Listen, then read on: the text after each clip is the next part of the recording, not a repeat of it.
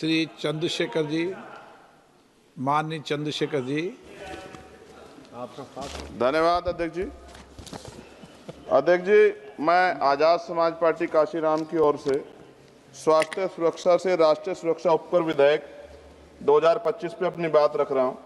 यह विधेयक जितना बड़ा नाम लेकर आया है उतने ही बड़े सवाल साथ लाया है।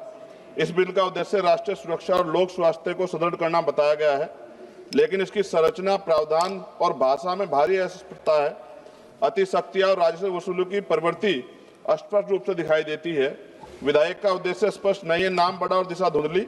सरकार कहती है कि उपकर राष्ट्रीय सुरक्षा और लोक स्वास्थ्य पर व्यय को पूरा करेगा, लेकिन कौन सी राष्ट्रीय सुरक्षा परियोजना, कौन सा स्वास्थ्य कार्यक्रम, कितना फंड किस योजना को मिलेगा, किस मंत्रालय को कितना आवंटन होगा, विधेयक में एक भी ठोस उल्लेख नहीं।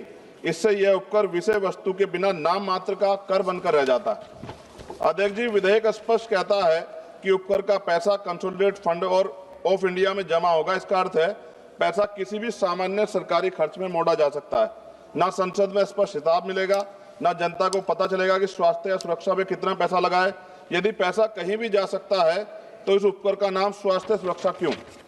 उत्पादन आधारित उपकर उद्योग पर भारी प्रहार। इस बिल में मशीनों की क्षमता और उत्पादन पर उपकर लगाया जाएगा। इतना भारी उपकर छोटे उद्योग को समाप्त करेगा, मध्यम उद्योग को अस्थिर करेगा, लाखों परिवारों की आजीविका खतरे में पड़ेगी, उत्पादकों पर अनुचित आर्थिक दबाव पड़ेगा। क्या सरकार उत्पादन और उद्यमियों को दंडित करना चाहती है बिल लाकर? क्या अधिकारियों को अत्यधिक शक्तियां, भ्रष्टाचार का खतरा दोगुना? विधेयक में तलाशी, जब्ती, छापे, निरीक्षण, गिरफ्तारी और सख्त ऑडिट के विशाल अधिकार संयुक्त आयुक्त स्तर के अधिकारियों को दिए गए हैं। इससे अधिक शक्तियों से दमनकारी कर वसूली बढ़ेगी, व्यवसायी भय में काम करेंगे, भ्रष्टाचार और रेंट स्कीम को बढ़ावा मिलेगा। इतिहास गवाह है, कभी अत्यधिक दमन से न अनुपालन बढ़ता, न राजस्व। अवैध छुपा हुआ भूमिगत उत्पादन बढ़ेगा। जब मशीन की क्षमता पर भारी उपकर लगाया जाएगा तो उद्योग उत्पादन छुपाएंगे, अवैध यूनिटें चलाएंगे, अंडरग्राउंड फैक्ट्रियां बढ़ेंगी, काला बाजार मजबूत होगा। और WHO के अनुसार GST सेस बढ़ने के बाद अवैध बाजार में 13,000 करोड़ तक दुगना हुआ है। क्या सरकार वही गलती दोहराना चाहती है? नशीले उत्पादों की मांग कीमत बढ़ने पर भी नहीं घटती। अध्यक्ष जी, पान मसाला जैसे उत्पाद एडिक्टिव है। कीमत बढ़ने से इनके उपभोक्ता कम नहीं होते, बल्कि गरीब लोग सस्ते, मिलावटी, जहरीले, काला बाजार उत्पाद खरीदते हैं। स्वास्थ्य जोखिम में बढ़ता है, सरकारी अस्पतालों पर बोझ बढ़ता है, समाज में दीर्घकालिक नुकसान होता है। क्या यह स्वास्थ्य सुरक्षा या स्वास्थ्य संकट है? राज्यों को उनका संवैधानिक हिस्सा न मिलना, इससे उपकर नॉन डिविजिबल है।